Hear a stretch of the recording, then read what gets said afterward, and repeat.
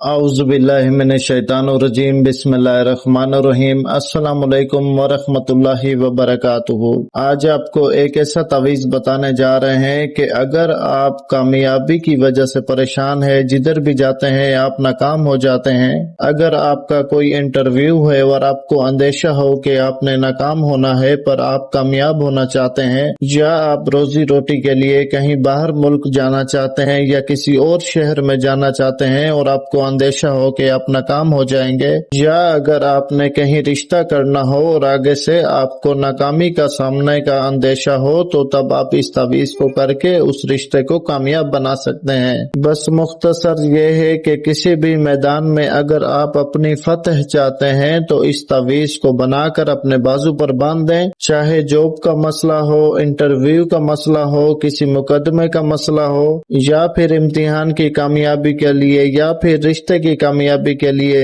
इसके अलावा भी दुनिया में कई मराहिल में कामयाबी के लिए इसे बनाकर अपने सीधे बाजू पर बांध दें। इंशाअल्लाह आपकी जिंदगी से नाकामी का नामो निशान खत्म हो जाएगा। तो वक्त का ज़िया किए बगैर चलते हैं इसके तरीक़ाकार की तरफ। आपने करना यह है कि एक सफेद कोरा कागज और एक काला मार्कर ले लेना है और 3 से 4 बजे का जो वक्त होता है दोपहर का, हफ्ते और मंगल के दिन को छोड़कर किसी भी दिन आपने 3 से 4 बजे तक का जो वक्त होता है, इस 1 घंटे में पाक साफ होकर बावजू होकर किबला रुख बैठ जाना है और आपने सफेद कोरे कागज के ऊपर काले मार्कर से ये तावीज़ बनाना है। बनाने से पहले 3 मरतबा आयतुल कुर्सी पढ़कर खुद के ऊपर दम करें। उसके बाद सबसे पहले बॉक्स बनाएं। बॉक्स बनाने के बाद बिस्मिल्लाहिर्रहमानिर्रहीम लिखें। उसके बाद तावीज़ में जो तरतीब दी गई है, आपको गिनती नजर आ रही होगी लाल रंग में, आपने इस गिनती के थ्रू बॉक्स पूर करते जाना है, मतलब फिल करते जाना है इस तरतीब से। जो मिसाल के तौर पर जिस खाने में 1 लिखा है, आपने सबसे पहले वो खाना पूर करना है। पूर करने का मतलब कि उसमें जो इसमें आजम आपको नजर आ रहा है, वो आपने इसमें आजम पहले खाने में लिखना है जहां 1 लिखा है। फिर 2 नंबर वाले में दूसरा इसमें आजम। इसी तरतीब से आपने पूरे 9 खाने पूर करने हैं। और आपने ये जो गिनती और नाम और नंबर मेरा लिखा हुआ है, ये आपने नहीं लिखना। गिनती सिर्फ आपको समझाने के लिए लिखी गई है। मेरा नाम और नंबर इस वजह से लिखा गया है कि इस तावीज़ का मैं आमिल हूँ। अगर कोई और शख्स इसको कॉपी करके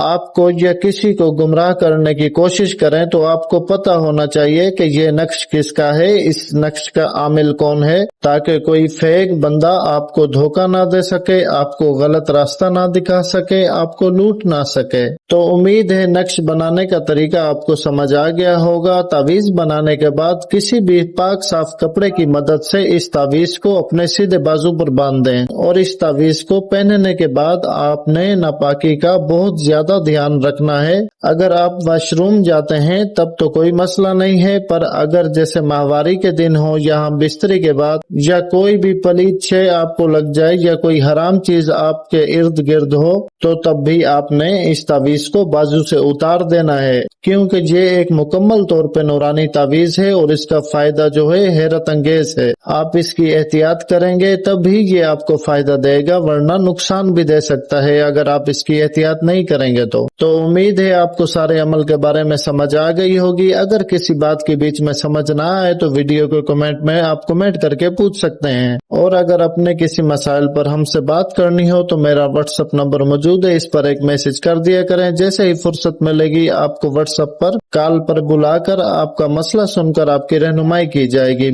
और इस अमल की इजाजत के लिए वीडियो को लाइक और शेयर करके कमेंट में सुभान अल्लाह जरूर लिखें। मुझे इजाजत दें। जज़ाकल्लाह खैरा। अल्लाह हाफिज।